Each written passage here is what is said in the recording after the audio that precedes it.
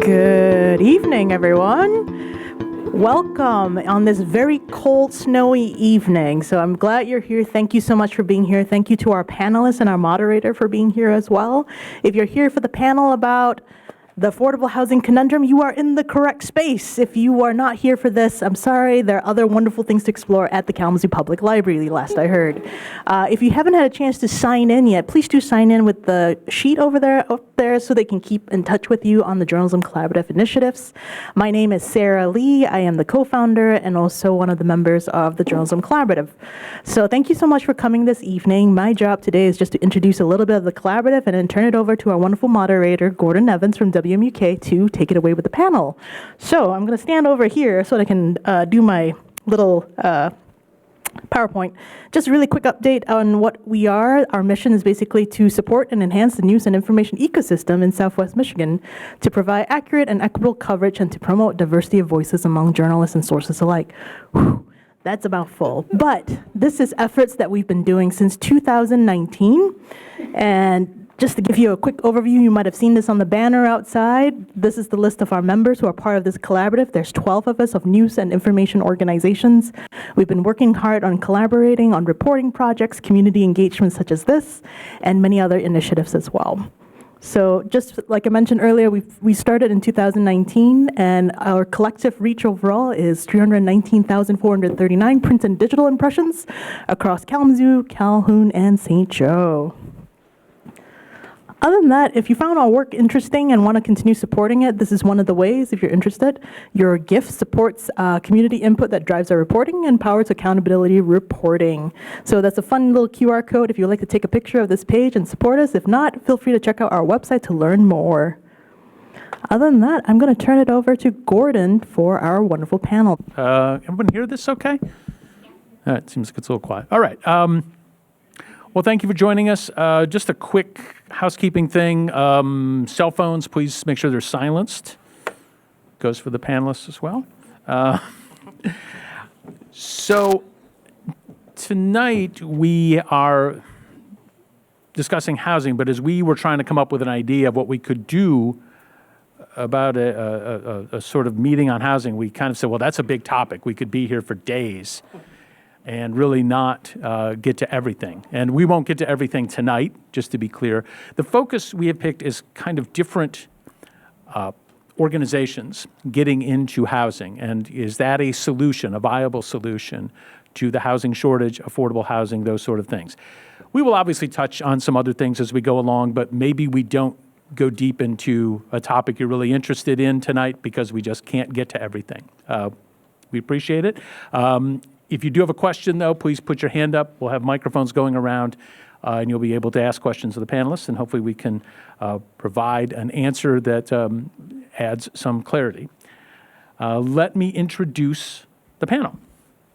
We'll begin down at this end with Alek Haak-Frost. He is the executive editor, publisher, and founder of Watershed Voice, a graduate of Central Michigan University. Prior to establishing WSV in 2020, he wrote for a number of publications, including the Midland Daily News and the Morning Sun, and served as managing editor of the Three Rivers Commercial News for the better part of 3 years. In 2022, Haak-Frost won the Public Service Award and Outstanding Coverage Award at the Lion Local Journalism Awards in Austin, Texas, and was a finalist for the Lion Public Service Award again in 2023.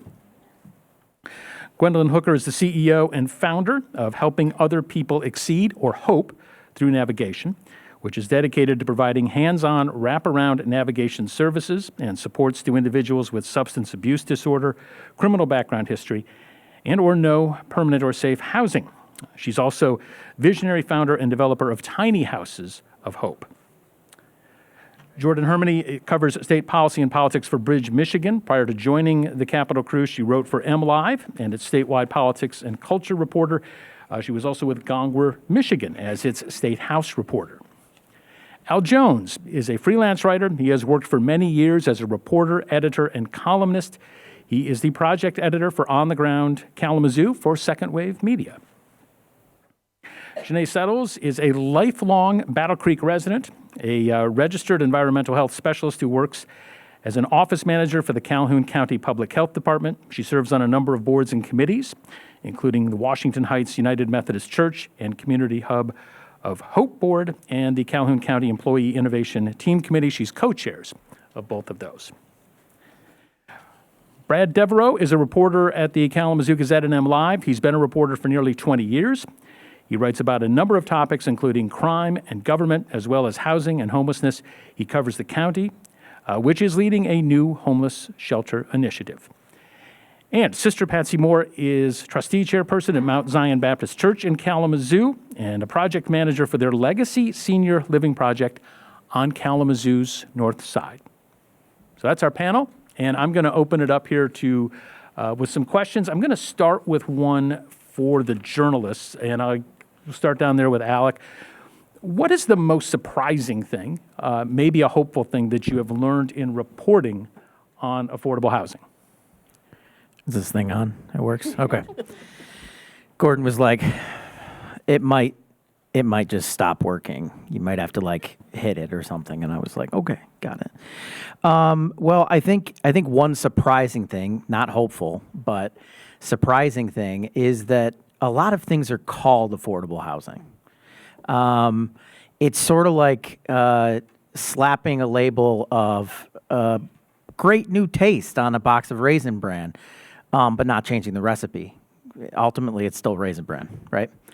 And so what I have seen through my reporting is that the difference between what is considered affordable nationally versus what is considered maybe in the Midwest or in rural places like St. Joseph County and Cass County that we cover is dramatically different than what the national idea of what affordable housing is. Just to give you a very quick example, the people in St. Joseph County who make up the majority of the population make less than $50,000 a year, right? And if let's see, I wrote these down because I knew I'd forget. So basically, HUD's definition of affordable housing is no more than 30% of a household's gross income is used for household costs, including utilities, right? So basically, they try to figure out what the area median income is for a county or a metropolitan area. That figure is commonly used to determine the cost of intended affordable housing. In St. Joseph County, 39% of local households, as I said, make less than $50,000 per year. And the current poverty line for a family of four is an annual income of $37,000 or less. Based on those figures, we determined through our reporting that an individual in St. Joseph County should not be paying more than $1,250 a month for rent and utilities. However, in St. Joseph County, most people are paying approximately $1,550 a month, or $3,600 higher than what's considered affordable for a year. So that's like $4,000 more than what's like the minimum line for affordable. So, but I would just say, just to wrap that up, is that there are people working on solutions, and that for me is hopeful, and we can get more into that later. But the fact is, you're looking at data that says, well, this is what affordable is. But realistically, what it is on the ground is very different from what they say it is. Jordyn, same question there. What's the most surprising thing, and maybe hopeful thing, if there is such a thing, that you have learned while reporting on housing? Yeah, for sure. Again, everybody hearing me okay? I was a theater kid, so I can project if necessary. And also a chip, so fire up. I would say, so trying to be maybe a little more optimistic here, I would say one of the more hopeful things that I've learned in my reporting around affordable housing is just how the conversation has been changing in recent years. Growing up, still too, I don't want to discredit that there are forces out there. Nimbyism, I know, is a phrase not in my backyard that a lot of us are familiar with. And the concept of, even saying the phrase affordable housing, some people use it like it's a slur, frankly. Well, they'll say affordable housing, and you're like, it just means let's make housing more attainable for folks, period. That's all it means. But, to see at the state level, because a lot of my reporting of what I do, I live in Lansing. I practically live and breathe Lansing at this point, fortunately or unfortunately, I guess, depending on your perspective. But I would just say that just the way the conversation, the way that the tone has been changing at the very top when it comes to a lot of these conversations, when it comes to what is affordable housing, who qualifies for affordable housing, what does affordable housing look like in your community? You know, I'll give you an example. We had a rundown school, actually that was right down the block from the house where my husband and I currently live. And it was the Walter French, if I'm remembering correctly. It was an old school that was in Lansing for years. Something happened to it. It basically became defunct. It had sat as a vacant property for years. Well, just recently, that has been reconverted and opened into an affordable housing / like senior priority center. And, you know, just the ways that communities are starting to come together, they're starting to come up with really innovative ideas. And, you know, Gwendolyn and I have actually talked for a story before. She's doing some crazy cool things. Just the innovation that's going on in this space, the way that the tone around the conversation is changing, it gives me a lot of hope that, you know, every day is another step forward. I try, as much as this job wants to make me a pessimist, I try to be optimistic that means another step forward means another step towards progress. So, you know, the hopeful thing that I'm learning is that people's minds can change. I know especially in this, especially in this current environment, that might seem like a huge insurmountable task, but people's minds can change. And that the conversation and just the tone around the conversation of affordable housing, I've been noticing, is changing as well. And for, in my opinion, the better. Al, the most surprising thing that you have learned or discovered while reporting on housing? Well, probably the most surprising thing I've found is that I fit most of the poverty categories. And it would kind of be nice not to fit in some of the poverty Working in categories. journalism, Al, that's it. I talked with a state official and with MSHA, and I asked what you can do. Is housing affordable for the state of Michigan? And the most surprising thing I found is she said, no, it's not. I am surprised that there are as many people in the Kalamazoo area and around the state who really do want to find a way to get at affordable housing. But one of the things that seems like it needs to happen is we need to get away from the title affordable, switch it. And I asked a few people this week, what should that be? And they said it should just get back to calling it low-income housing, because the HUD definition, where you're not supposed to spend any more than 30% of your income on housing, is not really realistic. One of the things that Alex was able to give the stat for his county or his area on where people are, but from what I understand, more than half of the people who rent in the state of Michigan spend well more than half of their income on what they pay for rent or what they pay for mortgages.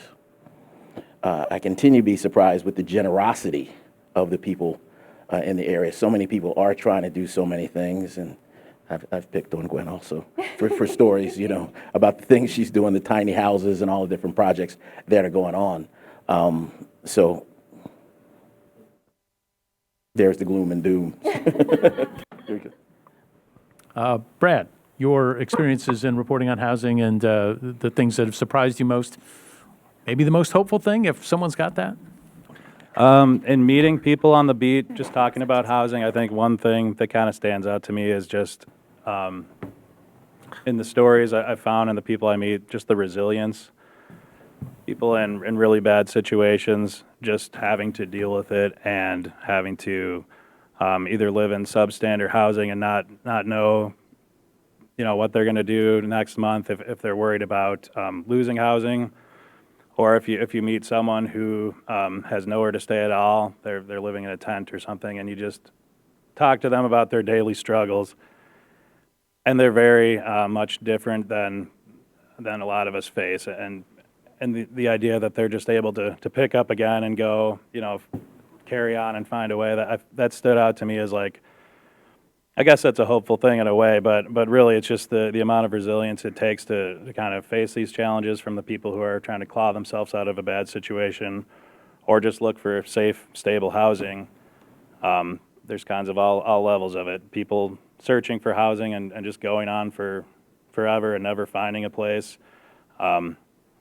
So I think one kind of hopeful thing here is like a lot of conversations are happening in Kalamazoo County. You know, the county is trying to do some various things. We have our housing millage. And this is kind of a hopeful part of it, I guess, is in 2022, they identified that we need about 8,000 more housing units in the county. And I talked to the housing director just yesterday, actually, and she brought up kind of a recent stat that we've had about 2,500 units built towards that goal. So we're more than a quarter of the way on that one metric. So that was surprising to me. I think it's interesting. The county paid for this study, identified, you know, one slice of the pie, how to look at it, and they started to try to encourage building. That's encouraging. I just kind of heard that updated figure, and it was a little surprising to me. But there's more work to be done in all other areas too. But to kind of identify a real need, go at it. That was interesting to see that hard number there. So that's. Yeah. Thank you. Why don't you just pass the microphone down to Sister Moore, because we'll start with you for a little different question. We'll go to people who are actually working on housing. How have your perspectives on housing solutions evolved through your work? And are there any assumptions that you had to unlearn or relearn? So, first of all, I'm not a housing expert. I don't work in housing. I'm here as a part of our church. And what we do at our church, the community that we are in, we see a need for housing in our community, and we set out to help to improve that area in our community. So I guess thinking evolving in that there are many ways in the community that folks are living in housing situations that need to be improved. It might be individuals who want to stay in their community but find themselves in substandard housing.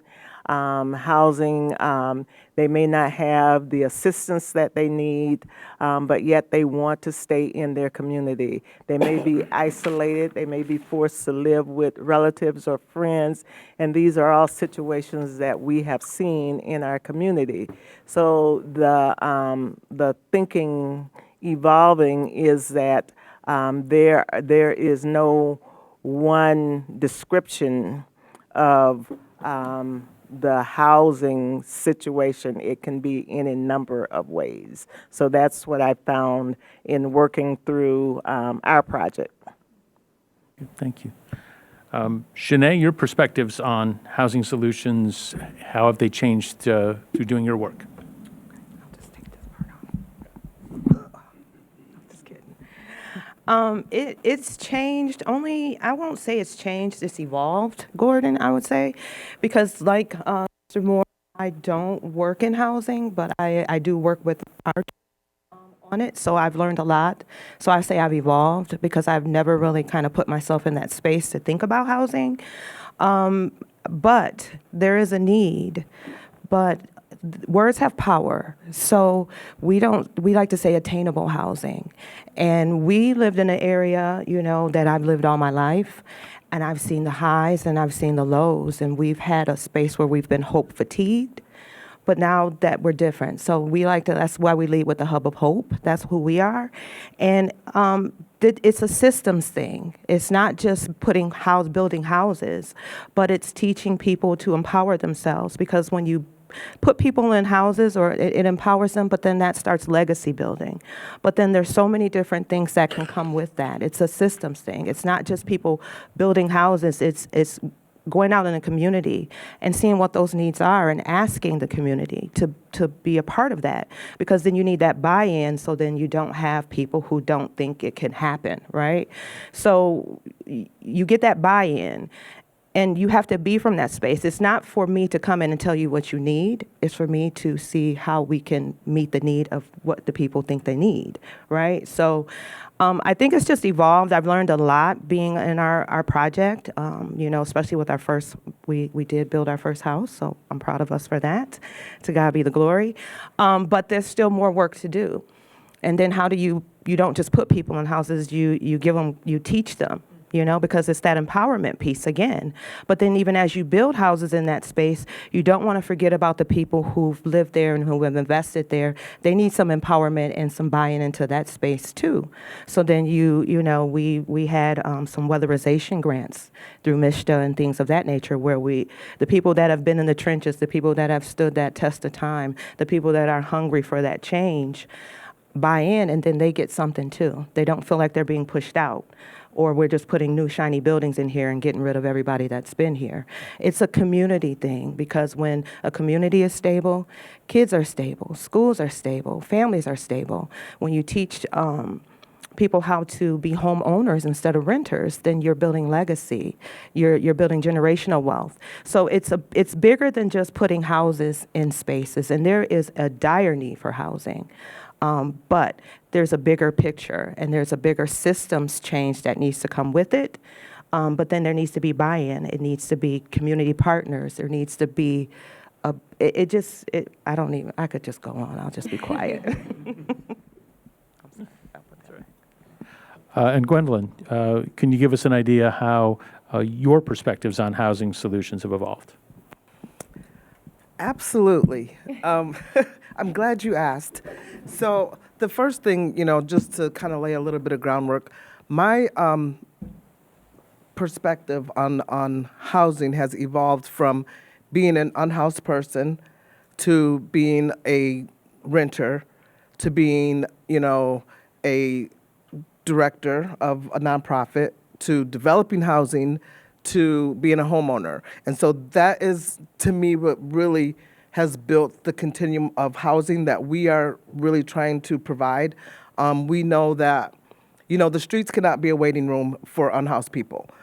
We have to do better at meeting people where they're at, and that's how, Hope has evolved, because we believe that we have to create a continuum of housing where, people that are outside are not going to be able to go into homeownership.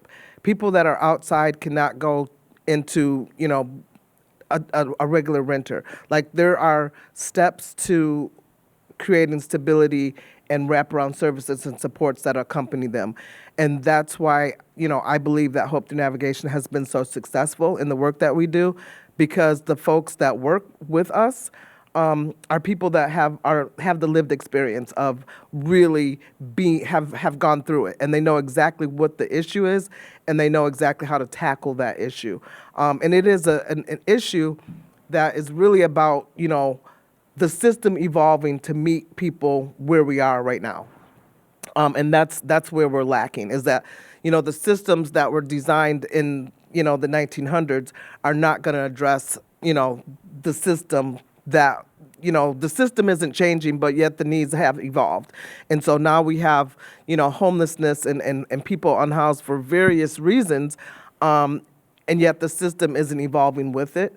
And so we are trying to make sure that, that we have emergency shelter, that we have transitional housing, that we have, tiny houses so that people have, affordable, attainable, nice, decent homes. And then, the backdrop is always creating, home ownership and generational wealth. The pillars of the tiny house program are really about entrepreneurship and home ownership. Like, that is the foundation that we developed the Tiny Houses of Hope vision on, because we know that when we give people opportunities to be successful, then they have the opportunity to actually thrive. The population that we serve is, it's already in survival mode, and we're giving people the opportunity to not spend over half of their check on housing and not be able to, dream about what would it look like to be able to start my own business? What would it look like to be able to buy a home? Like, we give people that room to be able to pay a reasonable amount of rent to whereas they have enough, money to be able to talk about, like, I can save money. I can put some money aside to do something that I want to do.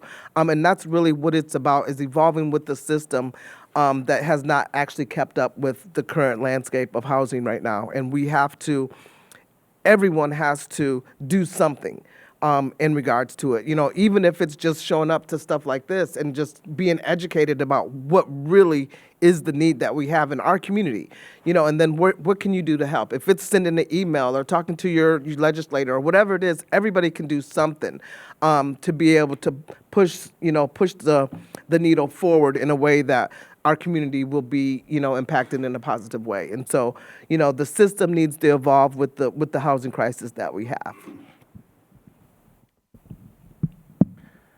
Well, thank you. I guess I'd like to maybe try to get a little bit of a perspective here on different parts of the state, because that's one of the questions here. We're in Kalamazoo. How does Kalamazoo compare to some other places? I know it's kind of tough to maybe get a full picture of that. But Al, you mentioned talking to some people at MISHDA. So what was your sense talking to them about how big a problem this is statewide, and maybe then are there different parts of the state where it is a more severe problem than others? I got the sense in talking to them that things are comparable everywhere we go. They actually see Kalamazoo as being hopeful because we have the Housing for All millage, and that we've been forward thinking as far as how to tackle problems from the unhoused to just not having enough housing. I got a chance to talk to Amy Hovey. That is the wrong name. Amy Hovey the other day about what was going on, and she was encouraged by that. She's encouraged that the state has, programs and plans that can help people, but she also says it needs help. It needs help from the federal, local, and state government. It needs more money from the state, they say, so they can continue to incentivize projects and programs that get more houses built. But they are more directed, I think I might have turned it off. They are more directed towards what they call the missing middle. That is the kind of housing that middle income people can afford, but that nobody is building.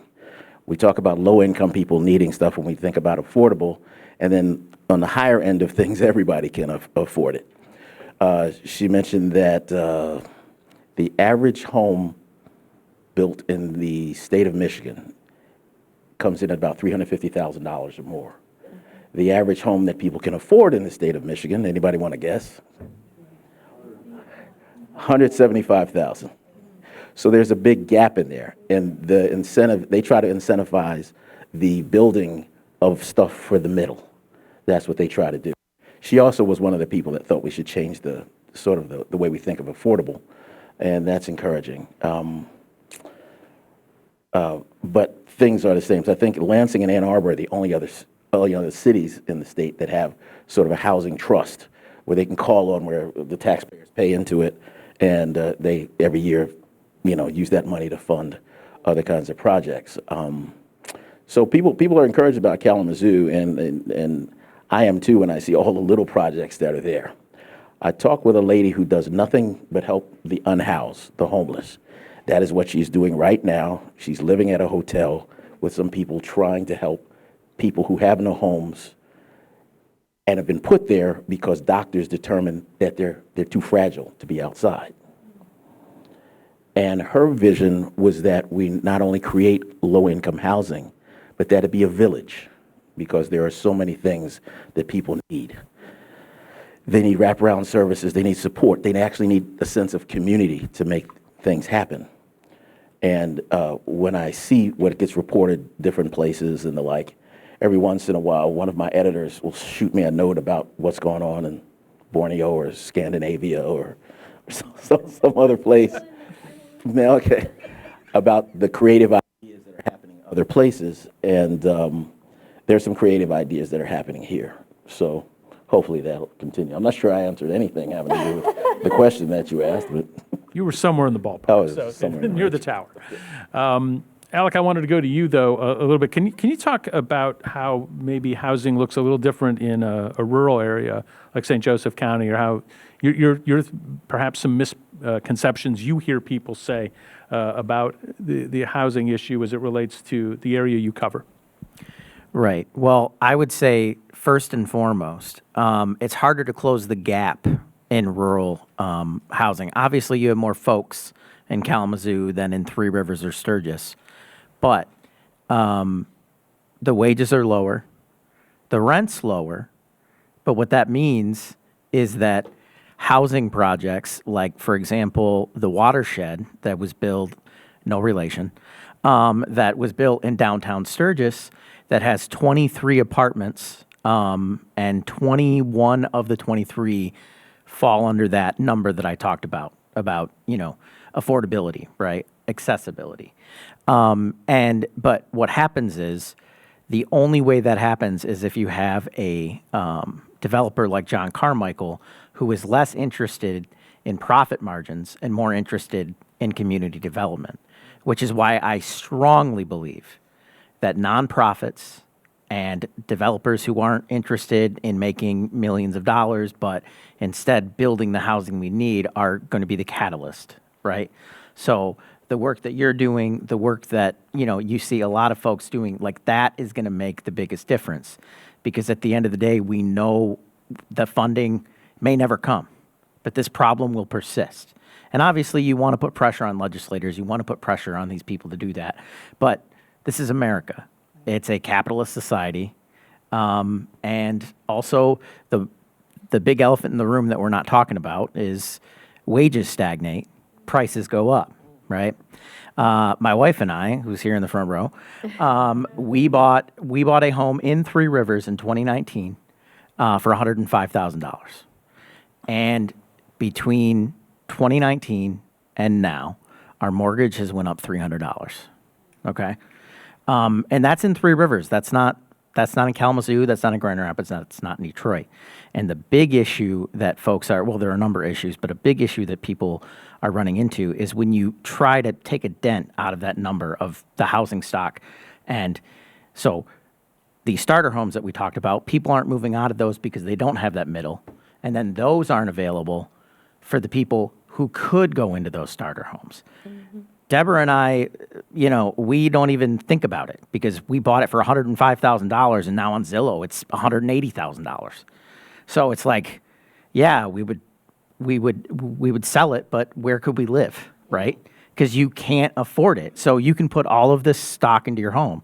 But the issue is that the same construction companies that are building complexes and stuff in Grand Rapids are often the same ones that are building them in Sturgis and Three Rivers. The cost is the same. The developers who are developing this land to get the income from the rent, in Sturgis, the rent is half of what it is in Grand Rapids. So they're not making the money. So it has to be about community building and not a profit. That's the only way it'll work. So in rural places, it's absolutely like this. Oh, well, it's cheap. You don't pay the same kind of taxes as you do in Kalamazoo. And it's like, yeah, but people don't pay the same wages that they pay in Kalamazoo. So it's very much it's kind of the same problem with folks who are trying to get to that middle income housing. They can't because what they're paid only allows them to get that lower end. So I think just in rural places, there's this idea that it's cheaper because it's not in a city center. But what it is you have to drive an hour or a half hour to get to a job that will help you afford the house that you do have. So anyway, that's a big thing. Yeah. Jordyn, I'm sorry, I did just want to jump in really quick because everything you said, spot on. My husband and I, also here tonight, he's in the back row over there. We are also first-time home buyers in Lansing. The pandemic, specifically the housing debacle that came out of that was nuts. I actually think we put in offers on almost 30 homes and only heard back from 1 or 2 because people were making all cash offers, no inspections, and then buying to flip. So that's a huge part, I also think, of this conversation as well, is, you touch on like the capitalistic side of things. People are always constantly looking for, how can I snatch up this property, flip it? That's something. But I did want to touch on, when you were talking about rural places, I think that this is something that needs to enter the affordable housing conversation that I really haven't seen touched on too much, is Michigan has the housing stock that already exists. It is incredibly old. Almost 50% of all of our housing stock in the state was built pre-1970. So we're sitting on a time bomb in a lot of parts of the state, especially the more rural, the places that we might not see the most investment in. We are in MISHDA, Director Hovey has, I've had a couple conversations with her on this, and we are. There's a concern in the state that we're actively trying to hit on, we have a statewide housing plan where we're trying to build, we want to pull 115,000 permits by next year, which means either new builds or rehabilitation. They kind of mix the numbers together to sort of pad it out a little, but we're almost at 84,000 right now. So we're doing a pretty good job. But what comes after we pull those permits? We still are going to be sitting on housing stock that's very old. And a lot of those people who are very old, you run into that continued conundrum of, I can't afford to move out because my property tax is too high. I can't afford to move out because what's next for me? I can't afford that next jump in things. When you sit in the home for too long, the home deteriorates. If you already can't afford to pay to get out of that home, what's going to happen to you when your home starts to deteriorate? So there's, I know that you're probably going to ask this question at one point, but that's the thing about the conversation surrounding affordable housing is, whether we talk about a Detroit or a Kalamazoo, there's so many things that are interconnected, and there's so many things that play such a deeply integral role in both understanding this conversation and improving upon the conversation that, when you ask what's the difference between like a Grand Rapids or a Kalamazoo or a Detroit, we're all a lot more similar than we think, area median income limits aside. Shanay, you want to say something? Both Alek and Jordyn, you made great points, and I don't have a spouse here. I have a niece. But it's big on, like, everybody knows that we have a housing shortage, and the problem is we're all asking for the same dollars, right? So if it's just a little pot and everybody can't ask for the same little bit, because you're only going to get a little bit, and how far does that really go? So I like what we do. We're big on community. Like Alek was saying, it really takes that community. So you're pooling yourselves together. Everybody still has their project, but you're sharing your resources, right? So if we're building homes and we want to make sure people are educated, we do work with Neighborhoods, Inc. They do first-time homeowners classes. So instead of both of us trying to do the same thing, asking for the same resources, we're all working together, just trying to see how we all can fit and make that puzzle piece be a full puzzle. We call ourselves the Heights Project because we live in Washington Heights, and that's the area that we are working on. And I think that's sometimes it's helpful instead of trying to take on the whole city. They say, how do you eat an elephant one bite at a time? You just work in small spaces, and that's what we've done. Our collaborative has the city of Battle Creek Public School System, the Land Bank, our county land bank, Neighborhoods, Inc., the Housing Commission. A lot of us, we get together and we meet, and how can we all work together and try to, have access to those resources, but not step on each other's toes, but really still do the work that is needed instead of trying to, feed an ego, for lack of better words. So community is super big, and trying to just work with the people that, have that same concern, but how can we kind of stretch it so then that way we get more done with what little bit of resources we have. I just really feel like that's a big, big piece too, because there's not a lot of money, and if everybody's going for the same project, that, it really doesn't solve a problem. All right. Okay. Don't worry. It's not going to break. Thank you. I want to turn to Brad here. Just a reminder, though, we can, we are available for questions. If you got a question, please put your hand up. Someone will get a microphone to you. Brad, you had a story that noted that housing affordability, I think I've got the quote right here, housing affordability is particularly problematic in the Kalamazoo area. Kalamazoo County's median home value is 3.74 times higher than the median income, sixth worst in Michigan out of 83 counties. What are the thoughts about why it's worse in Kalamazoo than it may be other places?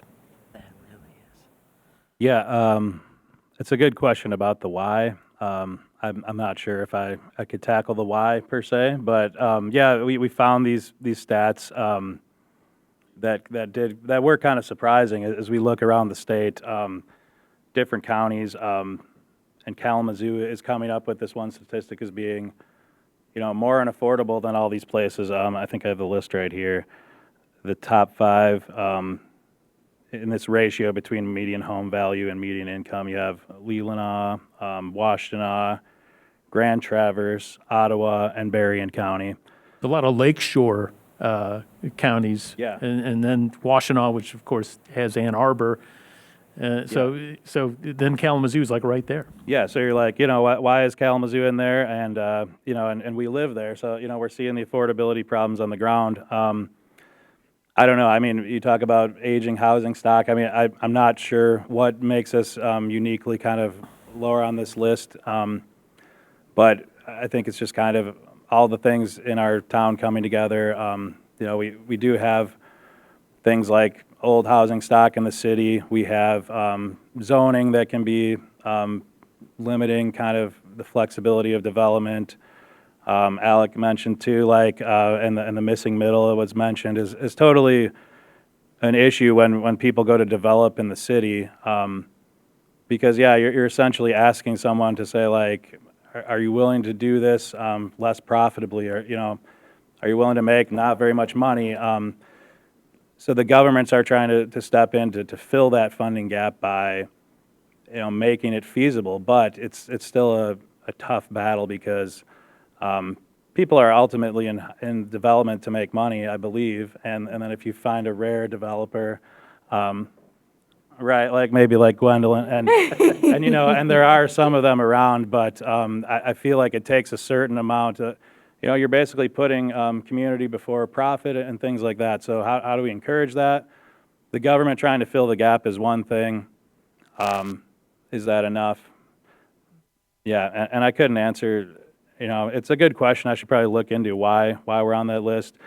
We looked at the numbers 1 year later. It was a slight improvement, but it's still pretty much the same. Just a tick higher, better. So Gwendolyn, since we kind of talked about you there with you right in the room.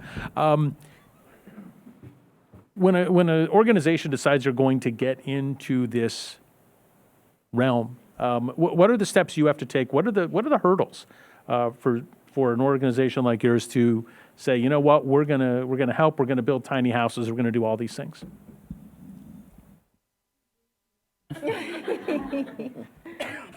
So the first thing is, in anything there's going to be a hurdle. This was a unique, first time outside of the box vision, and it had never been done in this county. The saving grace is that we had Cass Community Action Agency in Detroit that really kind of gave us the blueprint. But because, it's challenging to ask for money and there's not going to be there's going to be a direct benefit to community. There's going to be a direct benefit to lowering the housing crisis for a very specific population.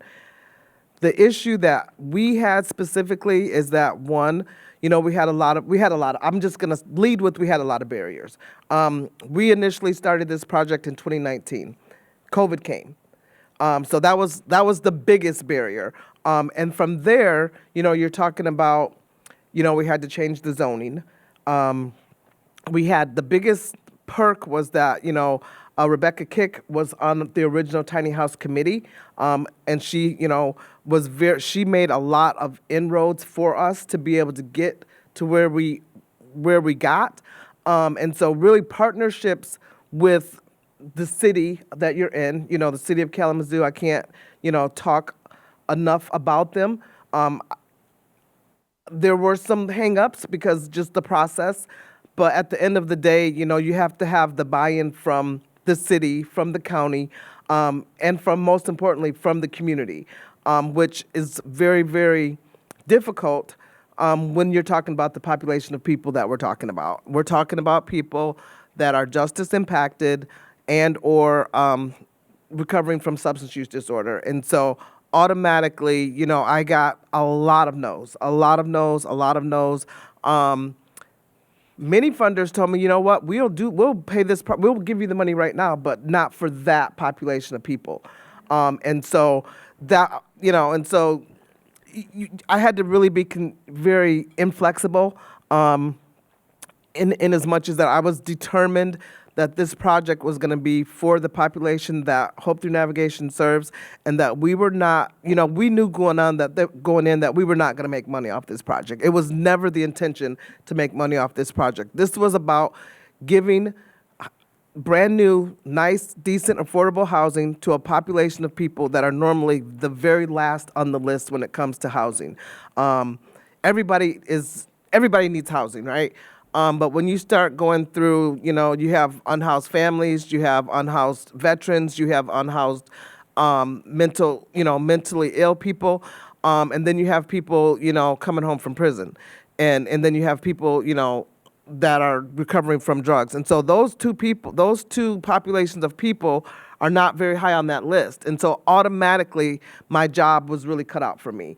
And so we laid a lot of groundwork working with the neighborhood that we wanted to go into, just because we wanted to be in a neighborhood where the need was the greatest. You know, and people ask me, well, why did you decide to do your first project, you know, on the north side? Because that's where the highest concentration of the population is that we serve, you know. And so we, you know, and the people there are doing great. It really is about thinking outside of the box and not believing in what people have created as the narrative. That's not true.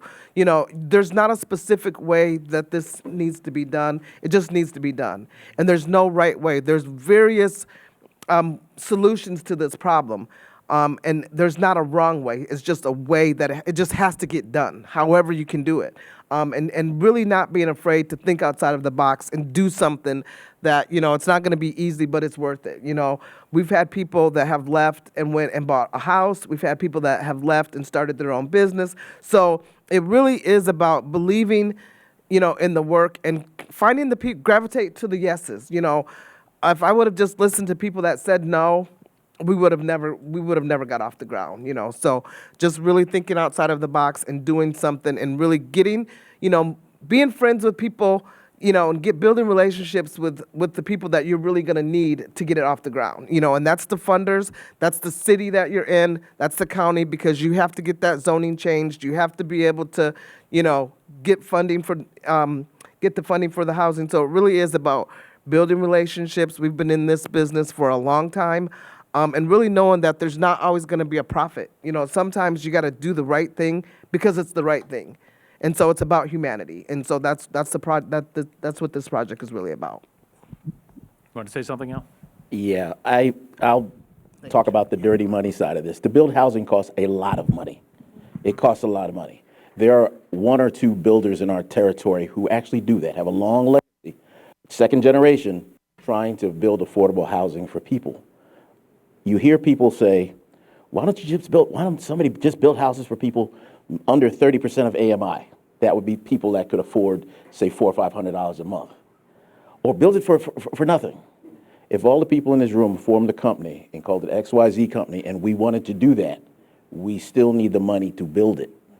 The only people that really have the money to build it is all of us collectively through our federal tax dollars coming on down. You can't have a property that costs you $40 million to build and have the majority of the people in it pay $400 a month for rent. It's just a numbers thing. Even if we wanted to do it, you can't. So from the myriad of developers I've met over many years, who will tell you about economic development, and they will tell you, I can't afford to build that. I just can't. It's not just to build it, but then you have to carry the maintenance, the management, all those other costs. So I'll put that in there. I had one person who works with unhoused people say, yes, why don't you make a rule that whatever gets built here, 30% of the units go to people under 30% of that. And as Gwen and some others will tell you, most of the barriers she faces are getting tax credits, incentives, philanthropy, all kinds of other resources to do that. And if you and I were developers, we go like, I can build this home, I can build it out in Texas Township, I can build this home, I can build it out in Texas Town, I'll just project, okay? I can build it out in Texas Township, I can build it for $500,000 and you'll have all your money back within 5 years. You can do that. We said, no, I want to build one in the city. I want to get some people off the street. How do you build the same house that's going to cost you whatever the $500,000 house costs and get your money back?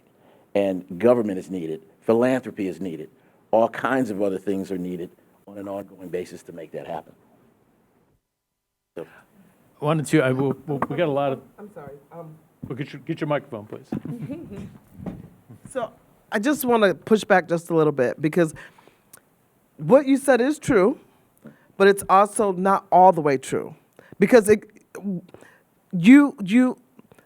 so what we did, you know, and I try not to say I because I didn't do it by myself, but what we did is really decided to concentrate on the population that we serve and to take bites out of the elephant, you know, because no, you can't build 30 units, you know, and make them affordable. It's the math is just not going to math. But you can build, you know, 6 tiny houses and make them energy efficient. You know, you can't use state-of-the-art finishes. But if no one has seen these houses that I'm talking about, I strongly encourage you to take a look at the Tiny Houses of Hope because they're very, very nice. I personally would want to live in one. But it's about the narrative, right? And what you're creating, because you really can have a nice home. And these developers, you know, they can build all these $500,000, $1 million developments, but they can also build 6 tiny houses or 6 smaller homes, 3 smaller homes. You know, Kalamazoo is land rich. You know, how many smaller houses could we put scattered out through Kalamazoo and house people? You can make these duplexes. You can make, you know, there's so many creative ways that other states are doing with smaller homes. Because if you look at the population of folks that are unhoused, they're single people, they're veterans, and they're single moms, right? And so we're not talking about 3 and 4 bedroom homes that are needed. We're talking about smaller 2 and 3 bedroom houses, studios, which, you know, people don't even make studios anymore. And just really looking at everything, everybody believes like if it's bigger, it's better, you know. But actually, it's not cost effective. It's not energy efficient. You know, all of those things that I grew up to believe were true are really not true as you start evolving into where we are now. You know, homes can be built. Nice homes can be built affordably with affordable materials that are the size that actual households actually need. That can be done in a way that's economically sound. You're not going to make money, but these houses are sustainable. Like, we can afford to maintain the houses. We're not going to get rich off of them, but we can afford to maintain them if something happens to them, you know, because it's like a condominium type setup where we take care of the land, we take care of all of the maintenance on them, and the only thing people have to do is pay $410 a month plus utilities on an energy efficient home. So it's definitely a doable thing, but you have to be creative in the way that you do it. I wanted to get Sister Moore back into the conversation for just a moment because we're talking about different ideas and approaches. Can you tell us a little bit about the Legacy Senior Living Project that Mount Zion Baptist Church is involved in? Sure. That project, first of all, you have to be resilient. You have to be somewhat patient because you will run into roadblocks. And you have to back up and go around some barriers and go through some barriers. So it's not something that happens overnight. This has been a vision of our church for a very long time. But finding the right partners, because we are not developers. We had the vision. We knew what we wanted to do, but we could not build that project. So we had to find a developer and actually the developer found us, that had a similar vision that we had. Understanding also that this developer, they do intend to make some money off this project, but they had a similar vision, and we felt that their vision meshed with ours. So again, we had to go through, there were delays because of process, knowing that there is a balance between the city making sure that homes are safe and all of the rules and regulations that we have to go to. So understanding, working with that process, finding partners, and we have so many partners in this project that's making this work. So again, just finding those partners, making sure that, and which was hugely important to us, making sure that their vision aligned with ours to provide housing for seniors in our community. So what we found during that process, you can't get discouraged. You got to keep going. When you run into a roadblock, you find a way around it, and there will be delays and delays and delays. But now those apartments are up out of the ground, and we're looking to begin to have people in them at the fall of this year. So Brad, that kind of raises the question of zoning ordinances and the sort of things that, the bureaucracy, I guess we could say. How much does that influence how much gets built, where it gets built, et cetera? Yeah, I'll say that, as the call went out for all these different governments to get involved with joining in to fight the affordable housing crisis, you're seeing some different strategies in different places. I think the city of Portage came out with kind of its own kind of strategies, and it was interesting to see. I guess I'd say they're a little more directly involved in actually developing some places to add to these 8,000 needed units.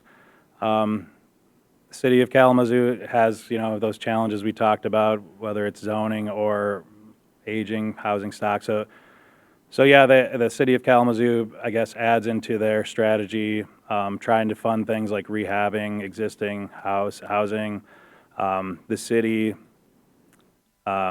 did things to encourage people to build a second unit on their lot to increase another place that someone could live in. They've done another program where they made some ready-made plans for people just to grab these plans and go ahead and build a house a little easier just by using these plans. To streamline the process was the idea with that. So I guess, yeah, you're seeing some various things, and then as you get to the smaller townships, maybe there's not as much going on, but some of the mid-sized townships are doing a fair amount. So I'll say, as the county, has its goals to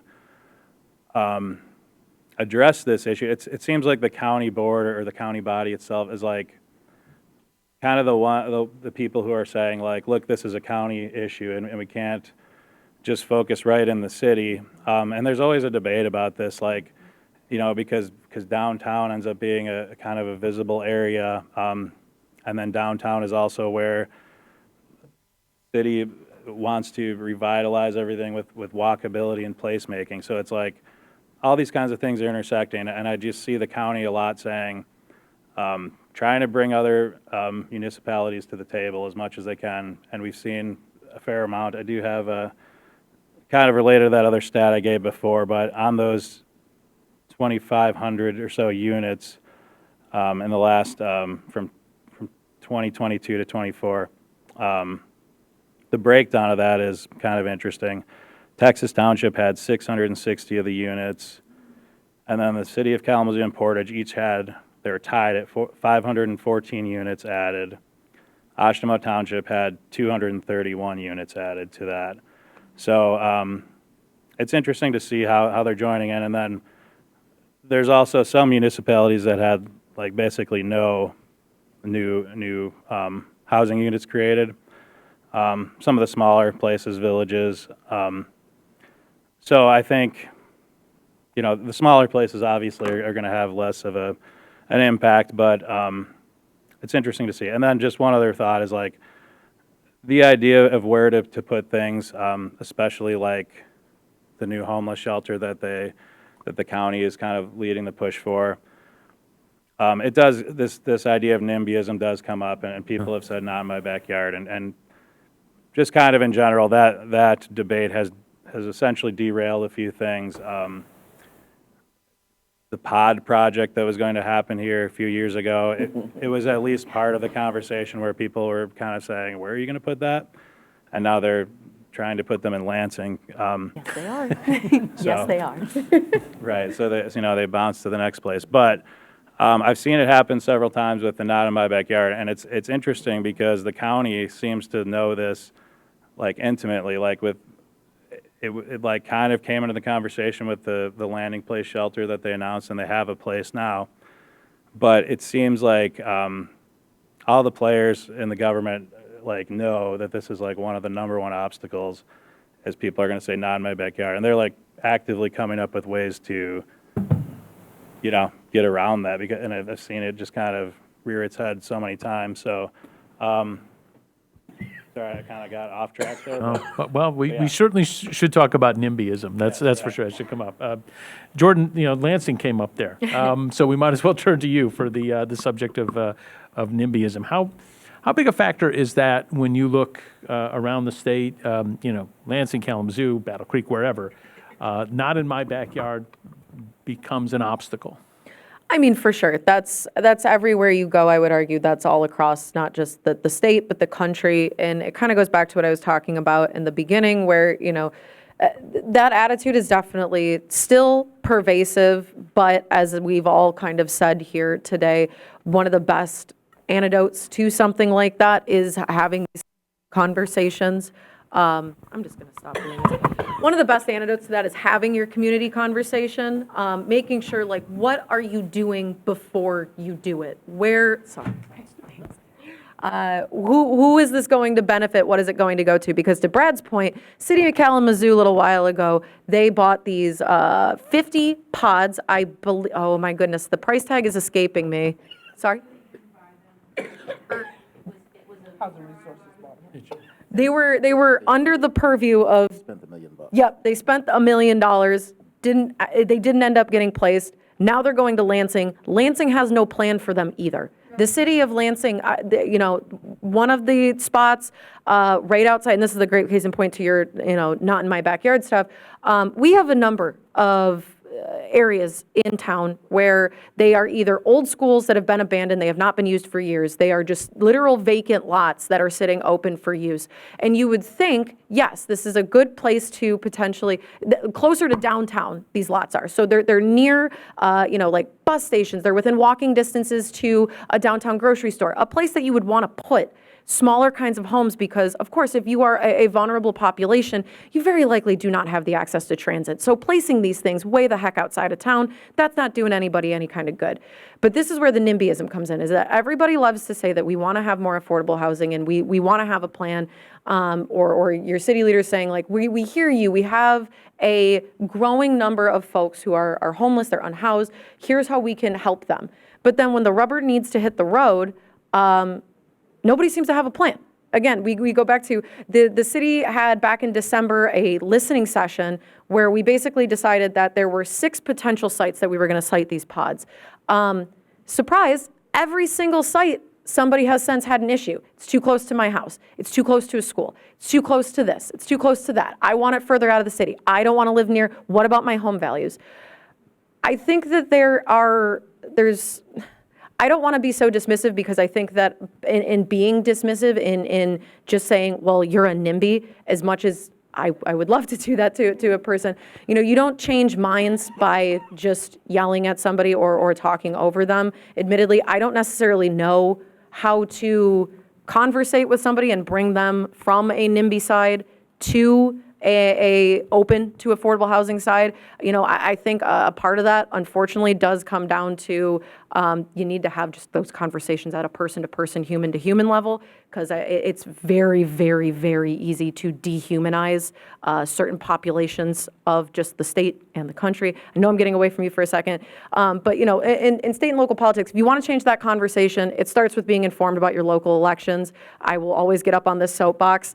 You know, the presidential election, fantastic, need to vote in that. Your governor election, like Secretary of State, all that, vote in that. Also pay attention to who is running for your city councils, because the change starts with the change makers. If you don't like what your city is doing, you need to look at who is on your city council board. You need to make your informed decisions. You need to reach out to them. And heck, if they're maybe your own representative, gosh darn it, you are a person who is represented by them. You are entitled to take up their time. You are entitled to go talk to them about why you think that their views are off base. But I have to imagine a lot of you people in this room, seeing as though you're here tonight, are rather politically motivated, so I will get off my soapbox in that regard. But, you know, with respect to zoning laws, I will say, and I wonder actually if the sister would want to comment on that, there's a new movement called Yes in God's Backyard, Nimbyism. And it's churches, I know, it's a little bit of a crazy acronym there, but it's churches who are trying to utilize, you know, a lot of churches, some of them have a lot of land. The zoning ordinances there are a little bit different for them. So this Yigby movement are people saying, you know, if we want to be followers in whatever kind of religion that you worship, God, Allah, whatever, you know, if we want to truly walk the walk and talk the talk, let's use our own land. And so that's kind of been a bit of a growing movement as well, starting to kind of get legs in Michigan. And so just kind of finding ways around that, but then also realizing that if you want to make change, you got to change the change makers first. Sorry. Shanae, you had something you wanted to say? Yes, I just wanted to kind of add to what everybody's saying, and I would be remiss if I did not say that our executive director, Pastor Dr. Monique French, and I had some conversations. So, about zoning and NIMBYism, you know, they determine whether a community chooses opportunity or exclusion, speed or delay, solutions or a stalemate. And when rules make it hard to build modest, attainable homes, or when public pressure resists new neighbors, project stalls, costs rise, and families pay the price. So if we want different outcomes, we need policy alignment, zoning that matches reality, predictable approvals, and community engagement that centers facts and dignity. And if we can get those things in place, I mean, we can really see a momentum going, a momentum rolling. Because there's a need, and we can't keep our blind eye to it. So how do we take care of it? Big on community engagement, but that's how we operate as a nonprofit with our church. Community engagement is important because it's important to know what is needed as opposed to coming into a space. And then with developers, and when you work with developers and you want to put like 30% has to be at this income level. You can put provisions in there too where X amount of your workers have to be local from that community. And we did that too, where, you know, you're helping build a trade, you're helping build a skill set. It's that empowerment piece, again, that helps build it. So you have the right to, developers are going to try to, you know, you have land, or we can develop it, but you still have that power where you can put provisions in place too, where it still gives a community buy-in instead of somebody coming in putting what's considered a low-income housing, because then that's a disinvestment piece. It doesn't draw in other people to want to come in too, because then they have a stigma associated with whatever kind of project sometimes. So just be mindful that the power starts within us too, right? And so we just have to do our research and just be mindful, but come in a space where you want to empower your community too, because then that's where that buy-in comes in. That's where you might get to remove that NIMBYism, you know, or things of that nature too. We're the hub of hope, so we lead with hope. Let's have Sister Moore respond to that idea of yes in God's backyard. Is there sort of a calling here to be involved in housing? Absolutely. Absolutely is. Our mission for our church is to help individuals transform themselves and the community. So that is very intentional, that we want members of the community to have the community that they desire. And the housing units that we're building, they are like a block and a half within our property where we have church. And the individuals are very excited to have that project in their backyard and in their front yard. So we are very excited about that. We do feel that it is a call of God for us to address the needs of the community. We don't necessarily have to be the best church in the community, but we want to be the best church for the community, and that's what we're looking forward to do. So one of the things that happens, of course, with housing is it's connected to a lot of other things, transportation, healthcare access. I want to go to Alek on this because in a rural community, how do you address those sort of things? I mean, it's a challenge everywhere, but I'm wondering in Three Rivers or Sturgis, how challenging is it to have housing that is close to things that people may need, services people may need? The issue with that is urban sprawl has caused it where a lot of the city and county money goes to US 131, where the big box stores are, and the fast food restaurants and stuff like that. And then meanwhile, what you have is the actual neighborhoods, the folks, a lot of the housing that gets built is for people who don't live in that community. And that's a huge thing because you have a lot of people, a big part of Three Rivers economy is every summer people from Chicago come to be on our lakes and to, look at our beautiful little independent bookstores and our breweries and all this stuff, and they love it. And then that cottage sits empty for, 3/4 of the year, right? So that's a big issue. Another issue that I think just rurally and then just in general that we haven't touched on yet, which is a big problem because we talk about all the different aspects, capitalism, stigmatism towards, people with addiction and criminal records. It's like, you go to prison, you serve your time, you're supposed to be able to, operate in this world like anybody else. And you're not allowed to. And one thing that happened in our community was that the County Probation Center wanted to build housing next to the County Probation Center, right? Right next to a church. Everybody was on board. But people were like, no, you can't do this, especially, I don't want to call them slumlords. Let's say slumlords. That are like, no, because if you make this housing affordable, then I won't be able to fill my housing, which is right across the street, right? Exactly, which is the point. But the issue that we haven't touched on yet is the people who actually build the houses. We haven't talked about that almost at all. Skills trade people, there is a major shortage in this country, and counties like St. Joseph, which is farming and factories, that's who we are. We have art, we have all kinds of things that are great there. But the backbone of St. Joseph County is its farmers and the people who do skilled trade work and work in factories. So what you have right now is, folks who are expertise, like have experience in trades like electricity, plumbing, concrete, and excavation. It's creating a significant barrier and closing the gap in a given city's housing stock.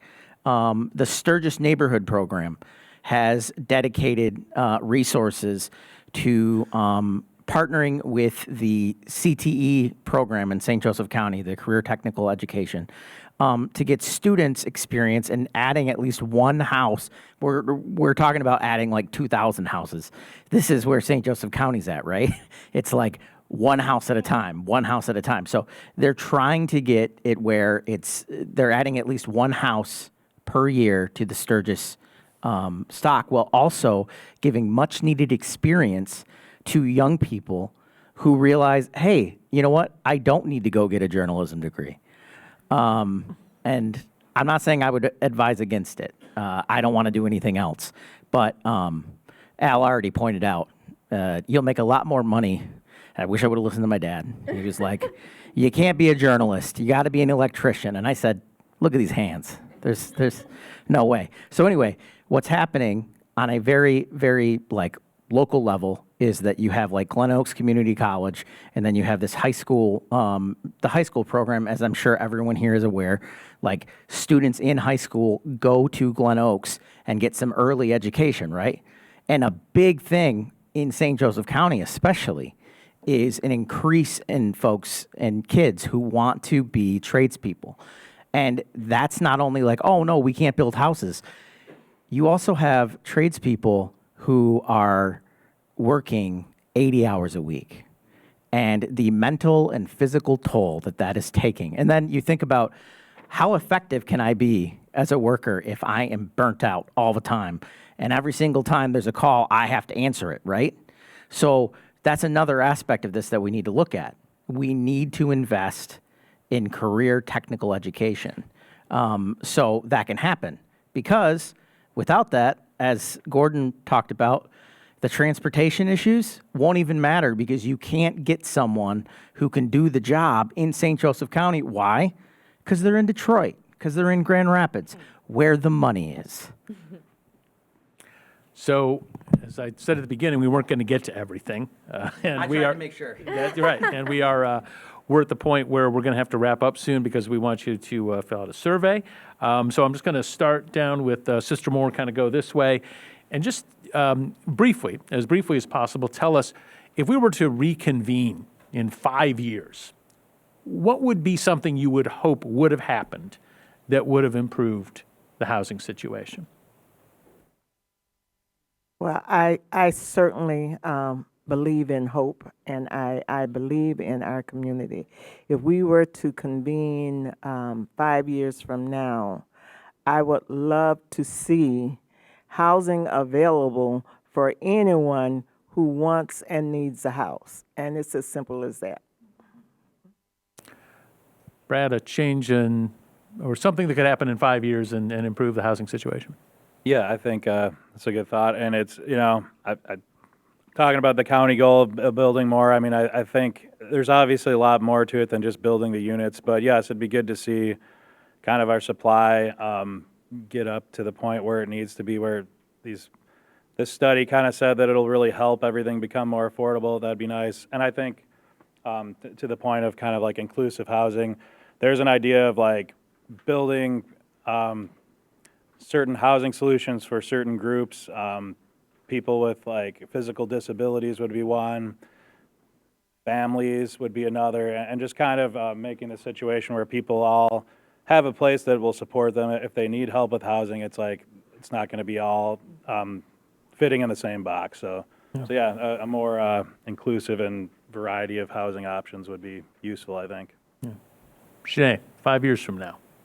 5 years from now, I would like to think that we would have all 17 of our houses built and filled.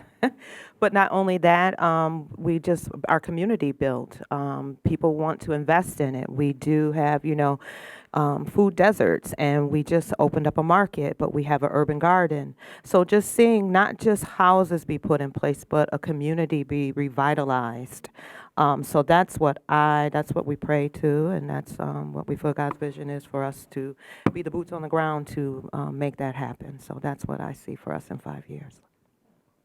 Al, something that would make housing better in 5 years? I would actually hope that the job market gets better here, that our incomes start to rise a little bit so that we can all help afford to do what it is we want to do. And so that so that there aren't as many people who can't afford what everybody ought to have. In the meantime, I hope some of the ideas that have happened here, different people that are doing something, that they catch, they hook, they help unhoused people find a path towards better lives, and that we have housing there to do it. What Alek was saying about the trades, I hope that we actually have more kids back in it, because one of the things that happened during the pandemic was there wasn't any home building, so a lot of those tradespeople went to do some other job. And so they're trying to catch up on those, and then you miss that whole class of people that might have done some things. So you had more home builders, higher incomes, and something. I hope somebody here from Kalamazoo comes up with an idea that really helps more unhoused people transition out of that, maybe into home building. Who knows? Who knows? Jordyn. So I'm going to go with, I have two, one tangible, one intangible. The first tangible, I've actually joked about this, my husband and I have joked about this a lot, is that there's so many abandoned, for instance, like malls or buildings or whatever. You know, we talk a lot about how creative people are getting with affordable housing. I really, really think, and I'm not going to be so bold as to say I am the first person with this idea, but I have memorized everyone's face in this room, so if any of you do this after I've said this, I'll know. No, but seriously, I think that we should start seriously looking at old apartment complexes, especially old malls, my goodness. They're so big, and we talk a lot about like wrapping around as a community. There's no reason why we couldn't, for instance, take a mall, add some housing, use an old box Sears, turn that into a grocery store. You know, I know that it's not a very easy lift, but if for an intangible thing in 5 years, I would hope that we're seeing just ever more creative, ever more innovative responses from communities who know what their own community wants, what they need to have done, and then see that brought into fruition. The other thing, the intangible, I will be quick about this, is that when we say that we want things to go towards affordable housing, as a state, we need to mean it. So I will use an example of, we had something called the Employer Assisted Housing Fund. I say had because the money ran out last year. What the point of this was to build housing in communities where a lot of the people who worked there could not afford to live there. So it was a partnership between the state. They had a $10 million pot of money, and then big businesses could apply. They could say, hey, we want to donate effectively $2 million worth of land if the state will give us $2 million worth of cash flow, and we think that we can rehab an old motel. We think that we can add new things here for the hospital, Bell's Brewery, down in Royal Oak, for instance. But when I crunched the numbers on this, so we were able to give out a handful, and if you go to bridgemi.com and you look up my name, I have done extensive reporting on this, little plug there, but through the fund, 3 of the 7 ended up generating, and mind you, now these are people who applied for affordable housing, 3 of the 7 ended up generating less than a quarter, were affordable housing units. So they were taking in $2 million from the state, $1 million. They were doing land matches. The state's giving them money to effectively build really shiny, nice, just like multi-use buildings. And that's got to stop.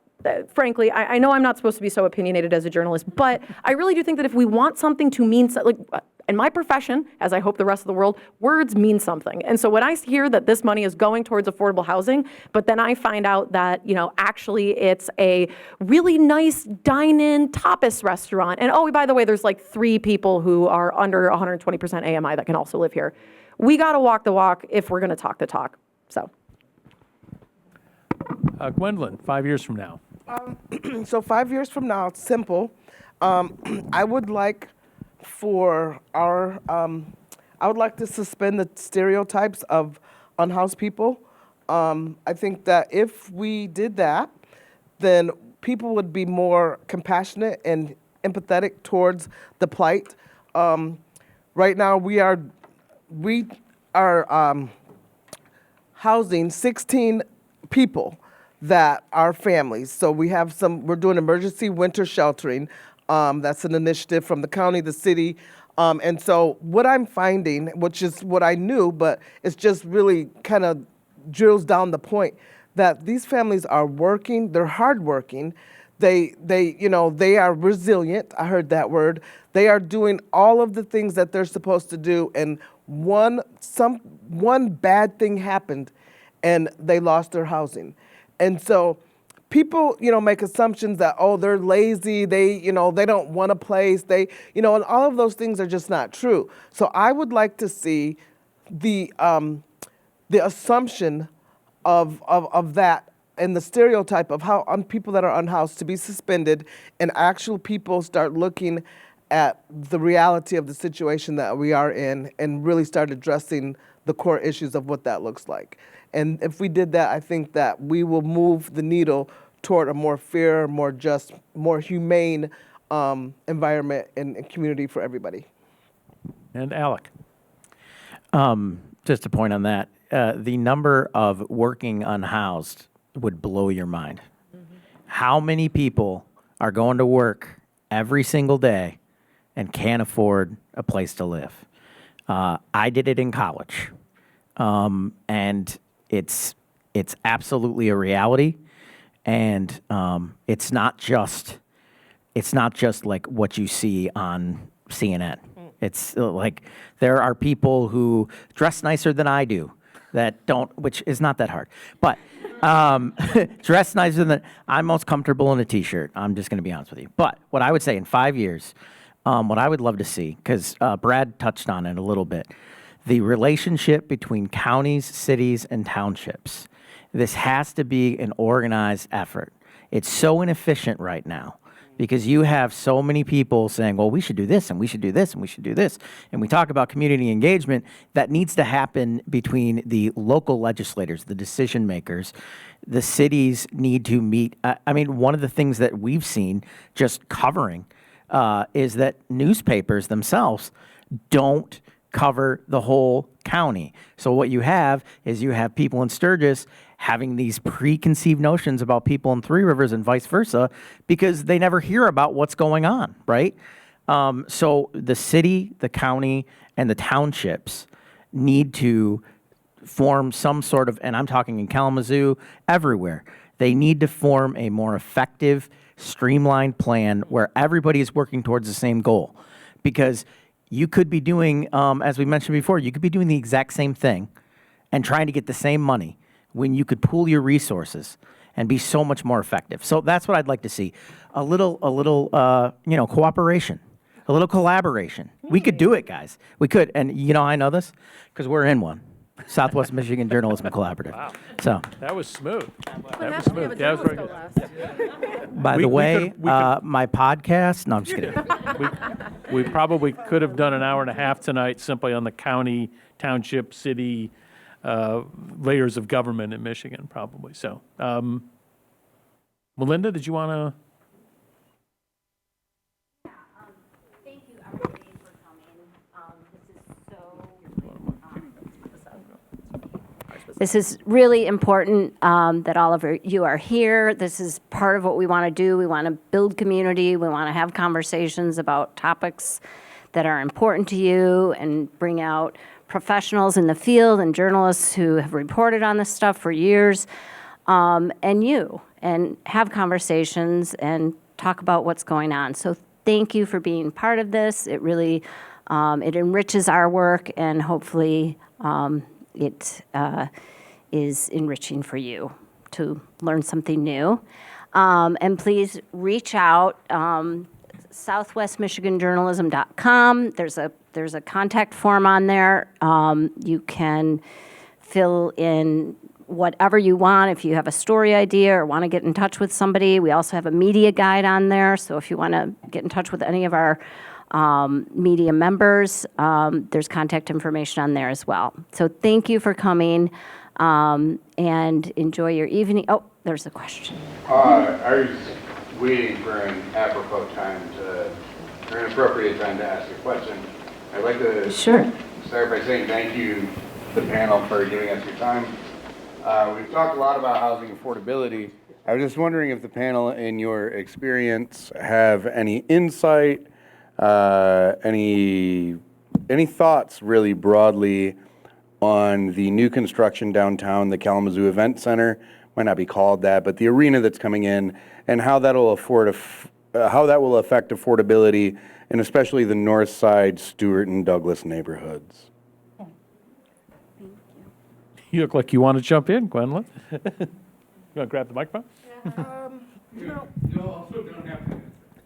This is the thing, and I'm going to keep it brief, is I think that when we start building, I think the arena, it's here, and I think we got to make the best of it. I think that we should have built housing for all of the jobs that it's going to produce before you actually built the arena. And that's the only thing that I would say is that, the way that we're going about addressing issues, because there's a disconnect from the powers that, I'm not even going to say the powers that be, because the power that be is God, but I will say that the people that are making decisions are disconnected from the reality that we have. And I think that if people would have built housing, one, we need it, and two, the people that are going to work at the arena are going to need housing too. And if we don't have enough housing already, it's only going to create a bigger housing problem than what we already have. So I would think that is the problem. There are some agreements in the contract with the arena, with NACD and others, to really talk about making sure that, you know, the folks that are in those communities, people that are in those communities are actually hired out of the neighborhoods. So that's a good thing. I think that there has been some thought put into this, but it could have been better. And now it's about kind of like playing catch up and trying to make sure that we have all of this infill of people that are coming to work and not really anywhere for them to live.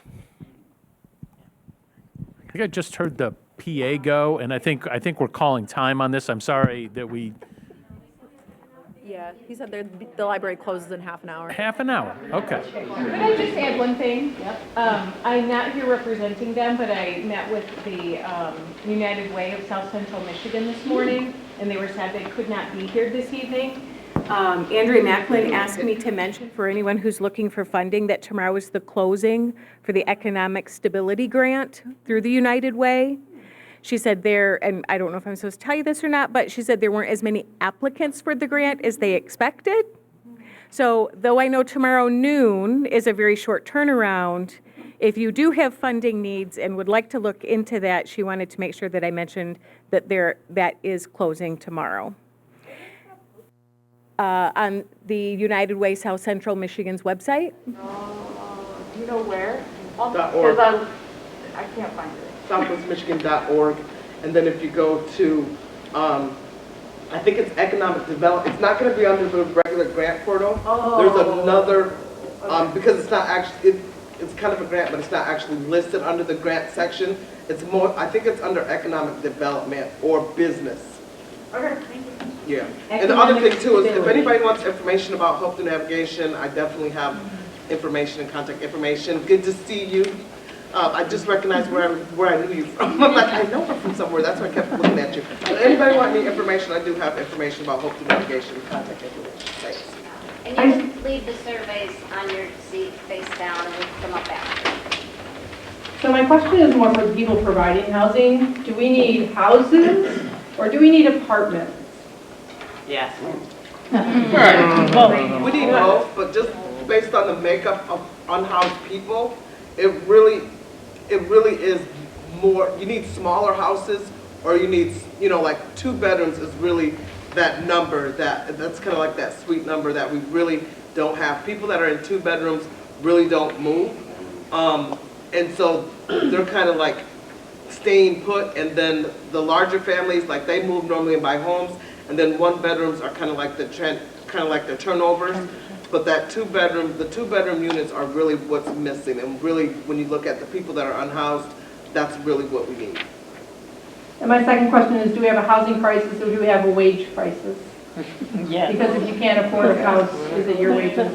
We have a systems crisis. Yeah, I was going to say, I don't really know how you untangle the two. I mean, we have a transportation crisis, I'd argue, a public transportation crisis. We have a wage crisis. There's so many things, and it just gets back to, it's really hard to hit on fixing housing affordability when there's so many legs to the spider, so to speak.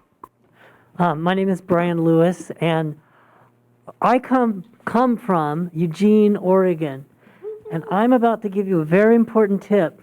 Seriously, look up on your internet, St. Vincent de Paul, Lane County. Remember the word Lane County, because a lot of us know the word St. Vincent de Paul. The Eugene Community Lane, St. Vincent de Paul, that website will give you an amazing amount of information about what that community has done. Probably 5,000 or 6,000 people are benefiting from very low income, including Conestoga huts, which to Jordyn and Patsy, I specifically say because the local churches hosted 5 or 6 of these in like 12 or 15 churches, including the Unitarian Universalist Church in Eugene. So St. Vincent de Paul website, Lane County. Look for the housing. It's amazing what you'll read. Thank Well, It's a positive and I note to think end with on. that, it's a positive note to end on. Thank you very much for coming out tonight. We really appreciate it. We know that some of you probably had to get through some weather, including a few of our panelists. So thanks for being here. And again, look at Southwest Michigan Journalism Collaborative.com or southwestmichiganjournalism.com and read more about us. Thank you.